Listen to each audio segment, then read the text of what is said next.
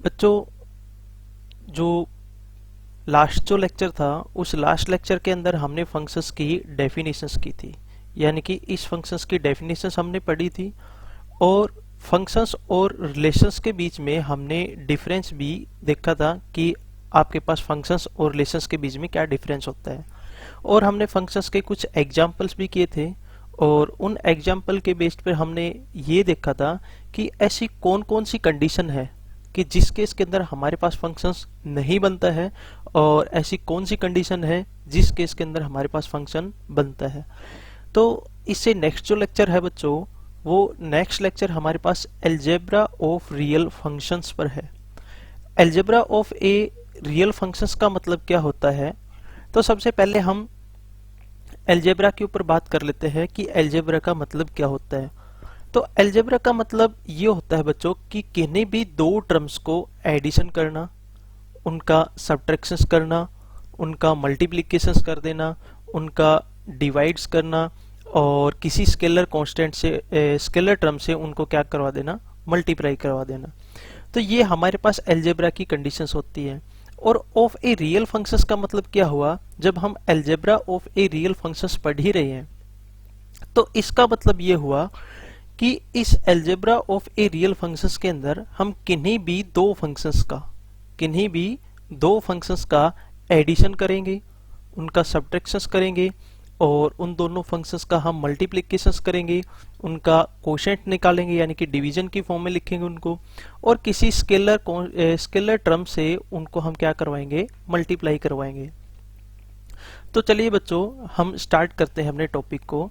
तो इसमें जो फर्स्ट जो डेफिनेशंस आती है, वो फर्स्ट डेफिनेशंस हमारे पास होती है sum of two function.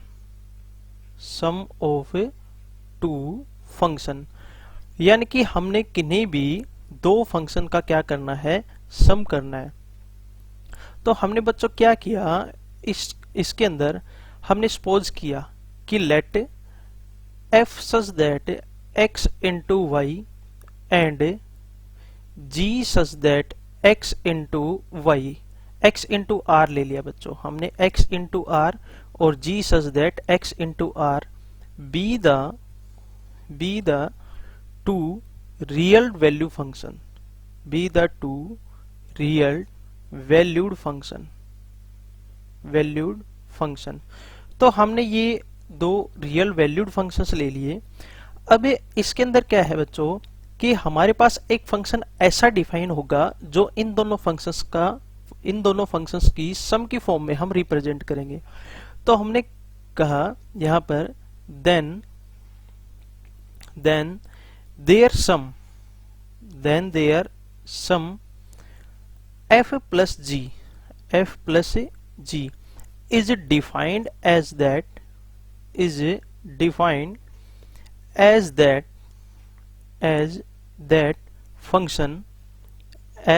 function एक फंक्शन ऐसा डिफाइन होगा f plus g such that from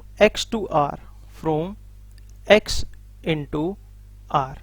यानी कि क्या हुआ, इसका मतलब कि पहले हमने एक f रियल वैल्यू फंक्शंस लिया और एक हमने g रियल वैल्यू फंक्शंस लिया। अब एक फंक्शन ऐसा डिफाइन होगा f प्लस में g such that from x into r, जिसकी डोमेन हमारे पास क्या होगी, x होगी, और रेंज हमारे पास क्या होगी, r होगी। इन विच every element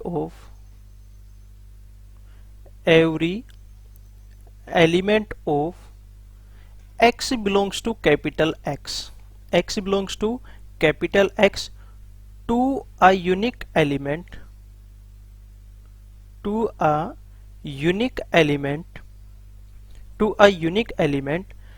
f of x plus g of x belongs to r।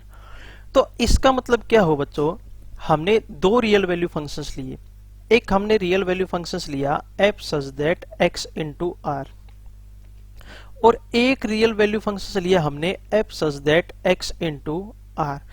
तो जो इन दोनों फंक्शंस का एडिशन के ऊपर जो फंक्शन डिफाइन होगा वो किस टाइप से होगा, then define a functions f plus में g such that x into are.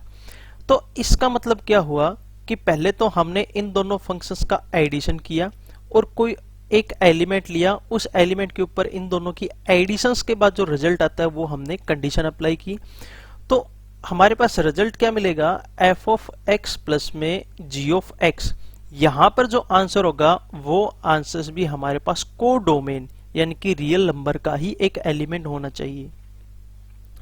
अब इसके बाद क्या है बच्चों, थोड़ा सा और डिटेल में डिफाइन करता हूं मैं।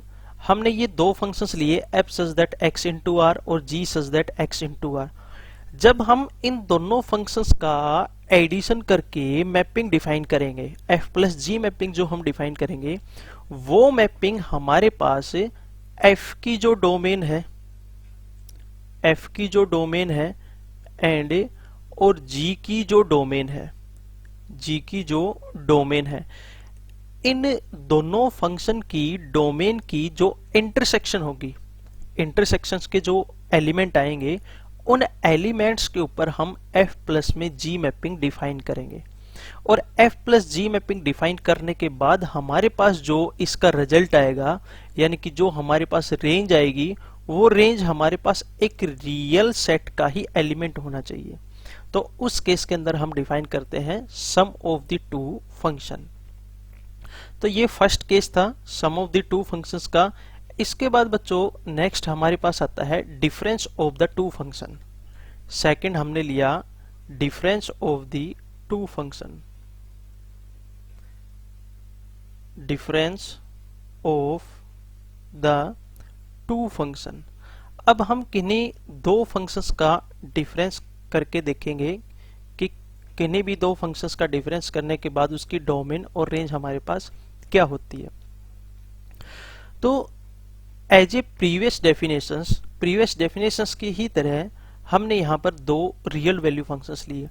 एक हमने फंक्शंस लिया f such that x into R और एक सेकंड फंक्शन हमने लिया g such that x into R. ये दोनों जो फंक्शन है, ये दोनों functions be a real value function, real value function on the set x। हमने x सेट के ऊपर ये दो रियल वैल्यू फंक्शंस ले लिए। अब इसके बाद बच्चों हमने एक फंक्शंस डिफाइन किया, इन दोनों फंक्शंस का subtractions. Then we define a functions f minus में g, then we define a functions f minus में g such that x into r in which every element of x belongs to capital X belongs to capital X to a unique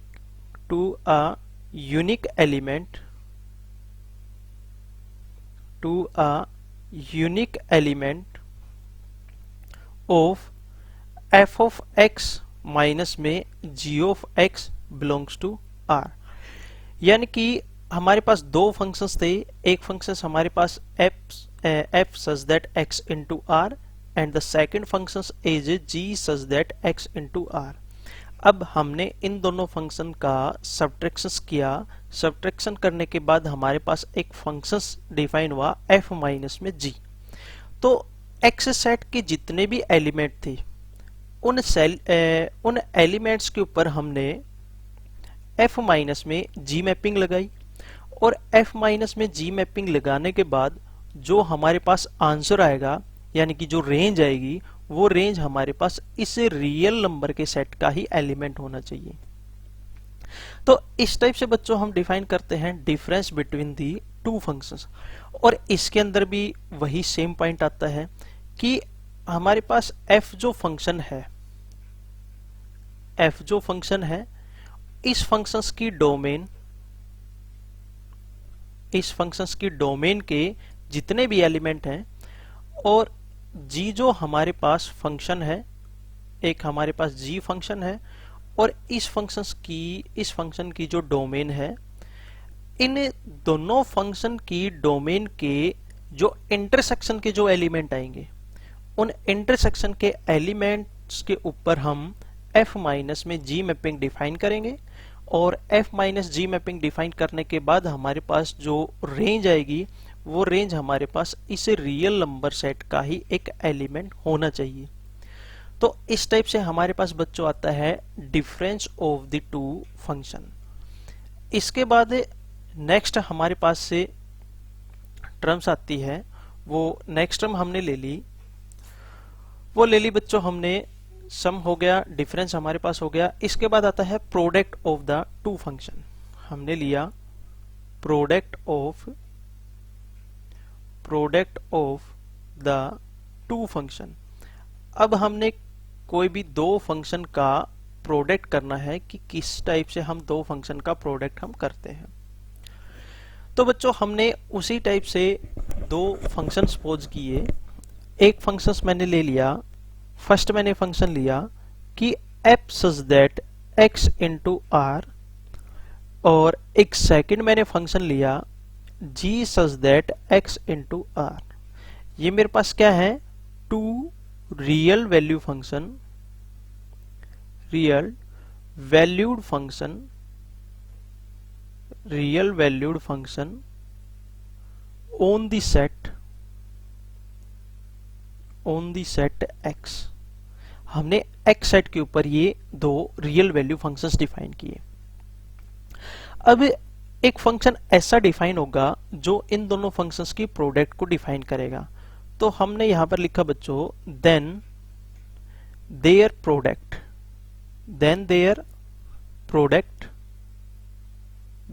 product f into g, इन दोनों functions की product is defined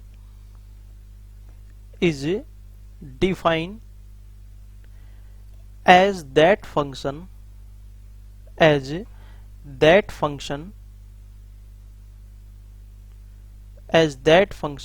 from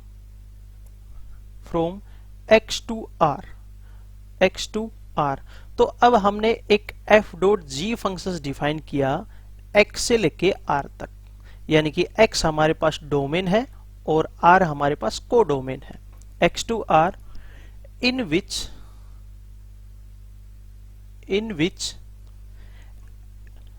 each element x belongs to capital X associated to a unique element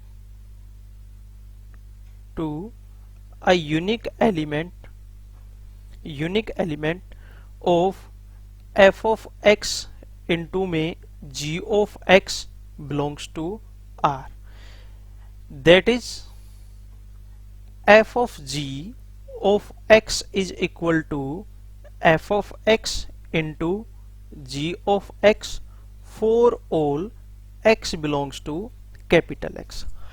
तो ये भी previous definitions की ही तरह है, बस इसमें हमने किन्हीं भी दो फंक्शन का प्रोडक्ट करवाना है कि हमने यहाँ पर दो फंक्शन लिए, एक फंक्शन हमने f लिया, एक सेकंड फंक्शन हमने g लिया। तो अब हमने एक ऐसा फंक्शन डिफाइन किया जो इन दोनों फंक्शंस की प्रोडक्ट को डिफाइन करता है। और जब हमने इन दोनों फंक्शन की प्रोडक्ट को डिफाइन किया तो उस केस के अंदर f फंक्शन और g फंक्शंस की जो डोमेन है, उन डोमेन के जो एलिमेंट हैं, उन एलिमेंट्स यानी कि डोमेन के जो इंटरसेक्शन में जो एलिमेंट आएंगे, उन इंटरसेक्शन के एलिमेंट्स पर हमने f डॉट जी मैपिंग डिफाइन की, और जो रेंज आएगी वो रेंज हमारे पास इस रियल सेट का ही एक एलिमेंट होना चाहिए।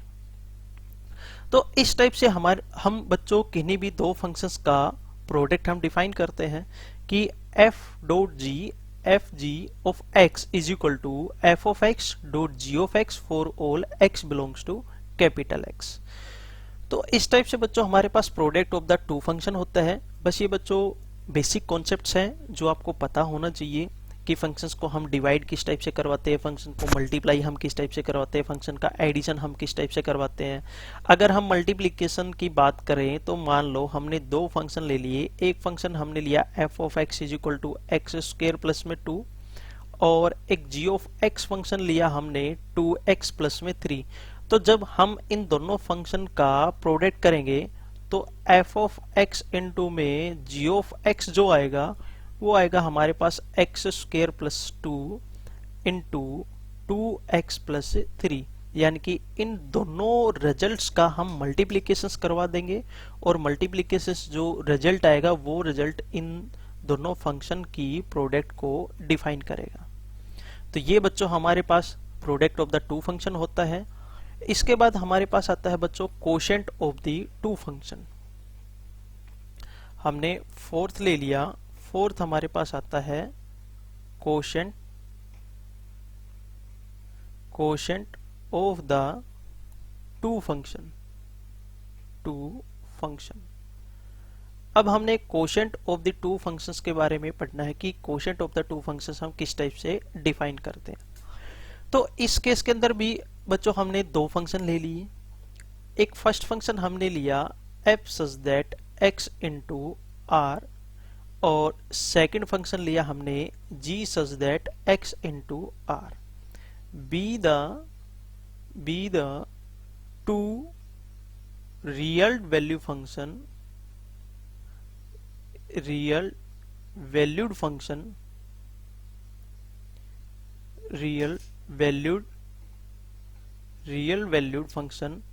on the set x के ऊपर हमने इसको डिफाइन किया। तो देन देयर, तो यहां पर एक फंक्शंस डिफाइन होगा, तो हमने कहा then we define a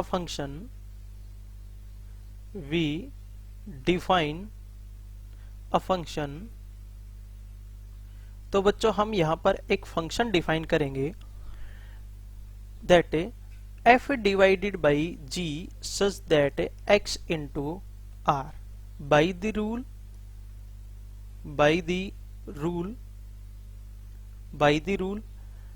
f divided by g of x is equal to f of x divided by g of x for all x belongs to capital X।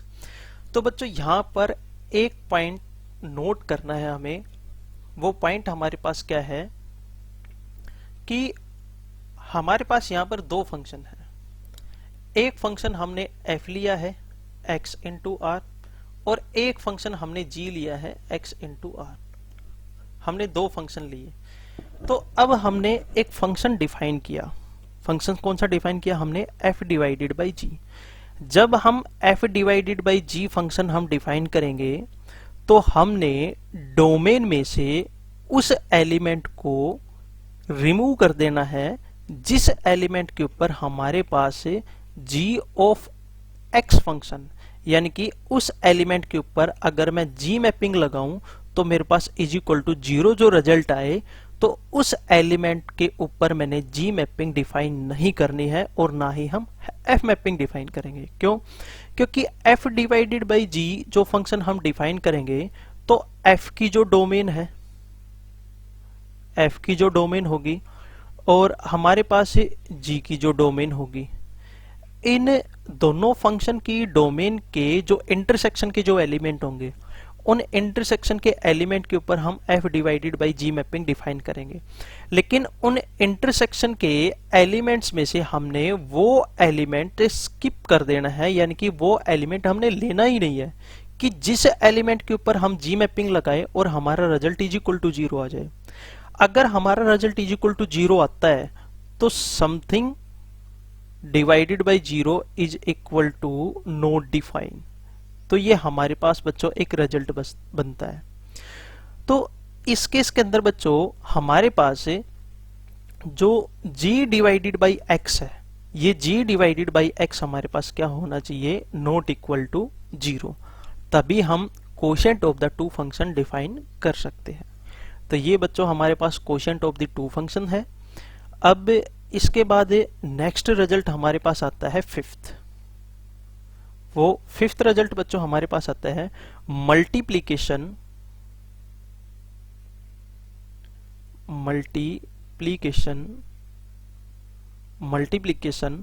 Of a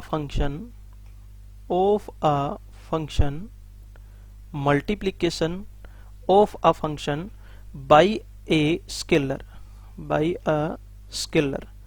हमने किसी function को किसी scalar से multiply करवाना है। तो यहां पर एक ही फंक्शन की बात हो रही है।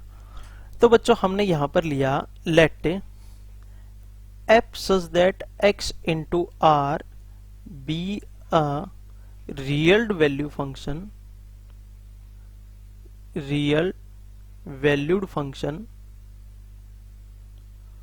on the set x।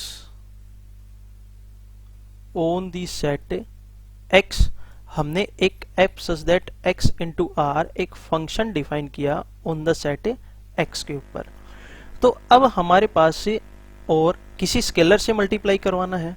तो हमने लिया let c be a real number. हमने कोई भी एक रियल नंबर लिया और ये रियल नंबर हमारे पास क्या है, स्केलर है। कोई भी 1 2 3 4 5 6 -1 -1 -2 1/√2 जो भी आप एलिमेंट लेना चाहो वो एलिमेंट। तो then we define a function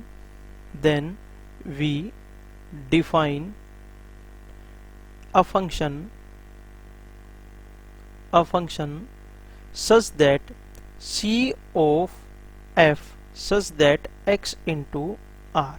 तो हमने पहले उस फंक्शन को c से मल्टीप्लाई करवाया, फिर c से मल्टीप्लाई करवाने के बाद किसी एलिमेंट के ऊपर हमने वो मैपिंग डिफाइन की, और मैपिंग डिफाइन करवाने के बाद हमारे पास जो रेंज आए वो रेंज हमारे पास इस रियल सेट का ही एलिमेंट होना चाहिए। तो ये बच्चों हमारे पास क्या होता है, मल्टीप्लिकेशन ऑफ इस फंक्शन बाय अ स्केलर। तो एक एग्जांपल लेते हैं बच्चों, इसको अच्छे से समझने के लिए। हमने कोई भी फंक्शन लिया, से f of x is equal to ax² plus का bx प्लस में c। ये हमने कोई भी क्वाड्रेटिक फंक्शन ले लिया और इस क्वाड्रेटिक फंक्शंस को मैंने किसी स्केलर से मल्टीप्लाई करवाया।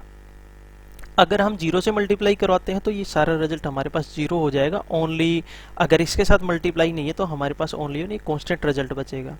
तो हमने यहाँ पर इस फंक्शंस को 2 से मल्टीप्लाई करवाया, 2 इंटू में f of x। 2 यहाँ पर किसका काम कर रहा है, स्केलर का। तो हमारे पास रिजल्ट बचेगा 2ax² प्लस 2bx और प्लस 2c। तो ये हमारे पास है जो फंक्शन था, उस फंक्शन को हमने 2 से क्या करवा दिया, मल्टीप्लाई, और 2 से मल्टीप्लाई करवाने के बाद हमारे पास ये एक न्यू फंक्शन जनरेट होता है। तो इस टाइप से हम किसी फंक्शन को किसी स्केलर टर्म से हम मल्टीप्लाई करवाते हैं। तो ये बच्चों हमारे पास कॉन्सेप्ट था multiplication of a function by a scalar. इसके बाद बच्चों लास्ट रिजल्ट आता है 6। लास्ट रिजल्ट 6 है बच्चों reciprocal of a function. Reciprocal of a function. अब इस केस के अंदर हमने किसी फंक्शन का रेसिप्रोकल डिफाइन करना है, किस टाइप से करेंगे। तो उसी टाइप से बच्चों हमने ले लिया late f such that x into r be a real valued function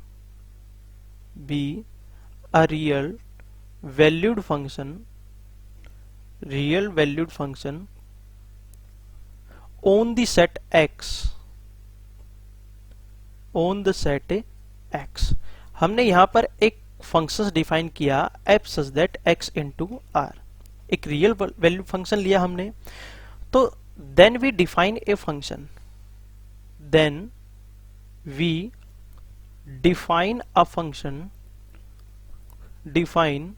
function, तो बच्चों हमने एक फंक्शन डिफाइन किया, इट्स रेसिप्रोकल फंक्शन, और वो हमारे पास क्या है, रेसिप्रोकल फंक्शन है। it's reciprocal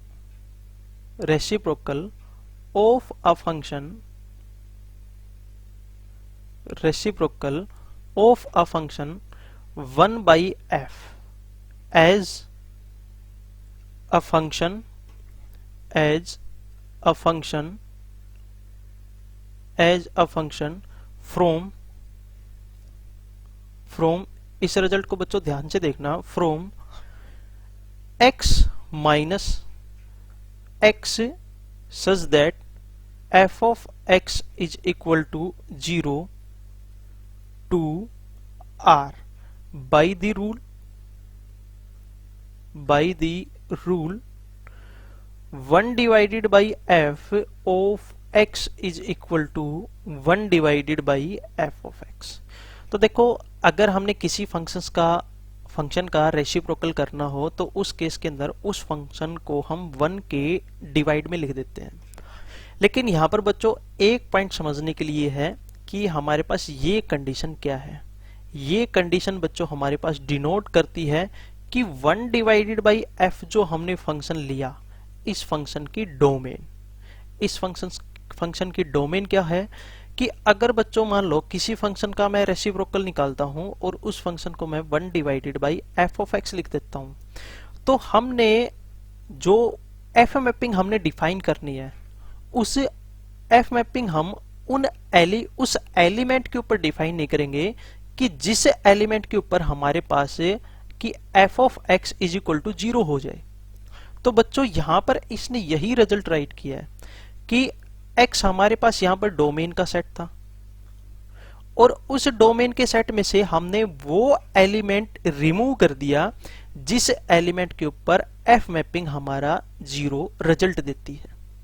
क्योंकि अगर हमने ये एलिमेंट ले लिया तो उस केस के अंदर 1 ओवर f ऑफ x अगर 1 बाई 0 हमारे पास रिजल्ट बना तो ये हमारे पास क्या होता है, नॉट डिफाइन। तो उस केस के अंदर हमने जो f फंक्शन की जो डोमेन थी, उस f फंक्शन की डोमेन में से हमने वो एलिमेंट सब्ट्रैक्ट कर दिया जिस एलिमेंट के ऊपर हमारे पास f mapping is equal to 0 result देती है।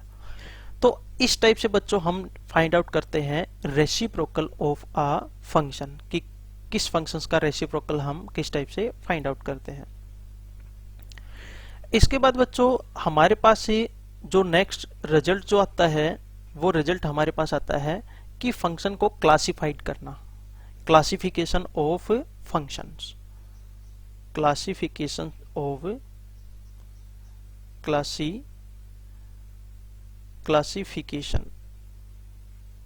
Classification of a functions.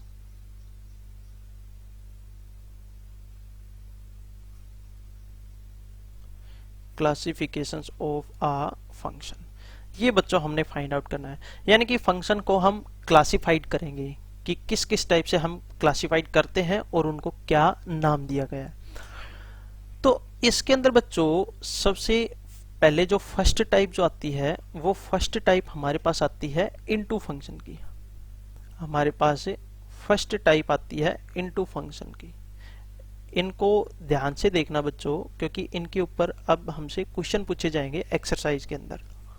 तो फर्स्ट टाइप हमारे पास इनटू फंक्शन की आती है। तो इनटू फंक्शन क्या होता है, a function f such that x into y is called the into function if at least one element, if there exists at least one element in the set of the codomain, in the set of the codomain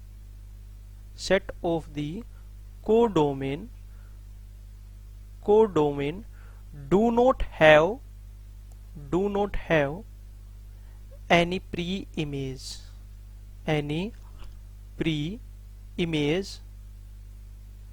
in the set of the domain, in the set of the domain. तो इसको बच्चों मैं आपको diagrammatically समझाता हूं कि किस type से। हमने यहां पर दो सेट लिए, एक सेट हमने बच्चों ले लिया x और एक सेट हमने बच्चों ले लिया y। ये y जो सेट है ना, सॉरी x जो सेट है, ये x सेट हमारे पास डोमेन का सेट है और y जो सेट है, y सेट हमारे पास कोडोमेन का सेट है। कोडोमेन का सेट है। ये हमने दो सेट लिए। डोमेन के सेट के अंदर मैंने एलिमेंट ले लिए a, b और c, और कोडोमेन के अंदर मैंने एलिमेंट ले लिए 1, 2, 3 और 4। तो यहां पर a एलिमेंट की f इमेज हमारे पास 1 है, b एलिमेंट की f इमेज हमारे पास 2 है और c एलिमेंट की f इमेज हमारे पास 3 है। देखो अगर 1 एलिमेंट की हम प्री इमेज देखें इन the set of the domain के अंदर, तो उस केस के अंदर हमारे पास a एलिमेंट है। अगर हम 2 की कोई प्री इमेज देखें तो उस केस के अंदर हमारे पास b है, और 3 की हम कोई प्री इमेज देखें 3 एलिमेंट की, तो उस केस के अंदर हमारे पास c है। लेकिन यहाँ पर एक 4 एलिमेंट ऐसा है जिसकी कोई प्री इमेज है ही नहीं इन the set of the domain. तो अगर ऐसा है, कम से कम एक एलिमेंट ऐसा होना चाहिए कोडोमेन के सेट के अंदर जिसकी कोई प्री इमेज हो ही ना। तो इस टाइप के फंक्शन को हम क्या बोलते हैं? Into function. तो ये बच्चों हमारे पास फर्स्ट टाइप है। उसके बाद हमारे पास सेकंड टाइप आती है। सेकंड टाइप आती है बच्चों हमारे पास ऑन टू फंक्शन की। ऑन टू फंक्शन की। तो ऑन टू फंक्शन हमारे पास इसका एक और नाम भी होता है जिसको हम सर्जेक्शन के नाम से बोलते हैं, सर्जेक्शन फंक्शन। तो ये बच्चों हमारे पास क्या है, इसके अंदर हमारे पास ये होता है कि हमने एक फंक्शन लिया f such that x into Y. हमने एक फंक्शन लिया और इस फंक्शन को हम is said to be a onto function if every element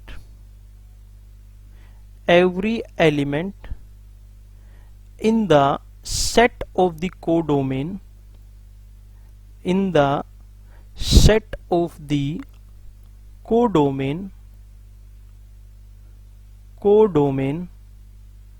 has at least one pre-image in the set of the domain, तो इसका मतलब बच्चों हमारे पास क्या हुआ, इन कंडीशंस का मतलब कि हमने दो सेट लिए।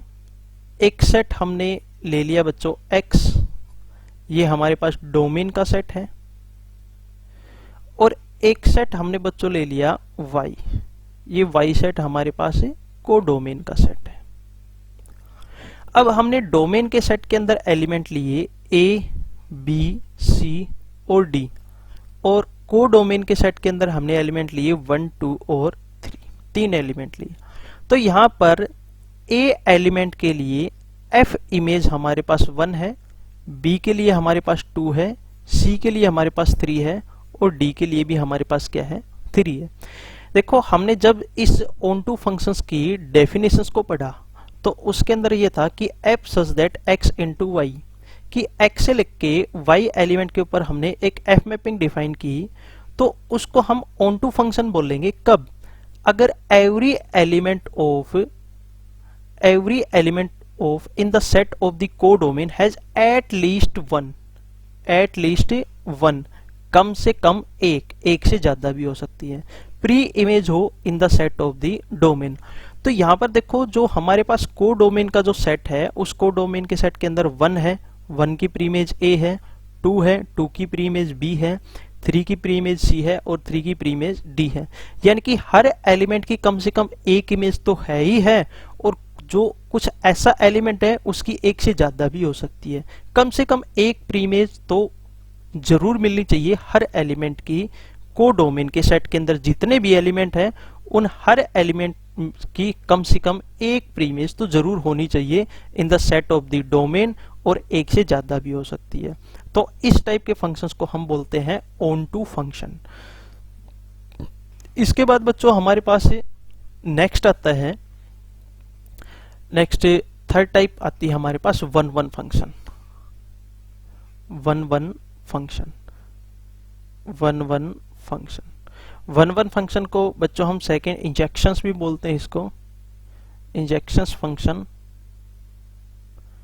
तो इसके अंदर क्या होता है बच्चों कि हमने एक फंक्शन लिया f such that x into Y be a one one function, be a one one function if every element,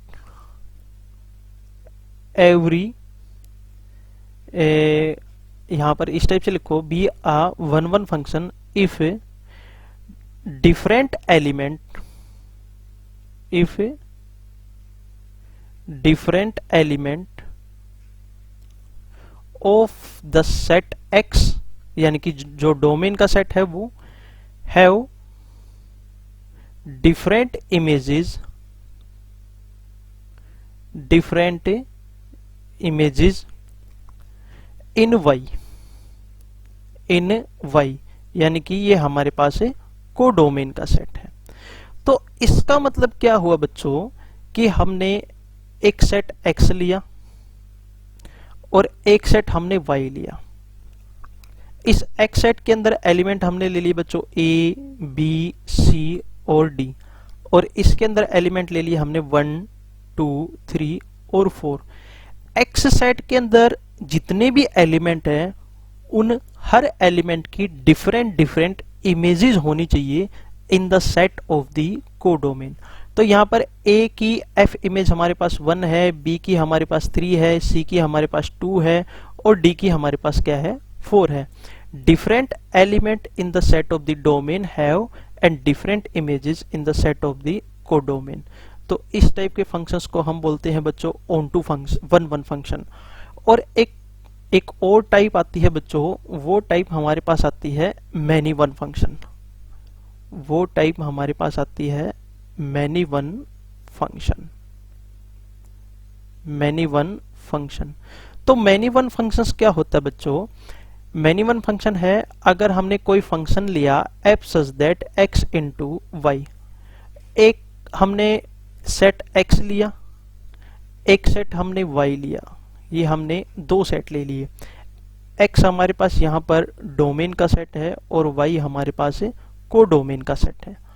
इसके x सेट के अंदर एलिमेंट हमने लिए a, b, c और d, और y सेट के अंदर एलिमेंट हमने ले लिए 1, 2, 3, 4 और 5।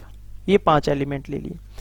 तो हम इसको मैनी वन फंक्शंस तब बोलेंगे जब हमारे पास इफ टू और मोर एलिमेंट, पहले मैं मैपिंग डिफाइन कर देता हूं फिर मैं समझाता हूं इसको।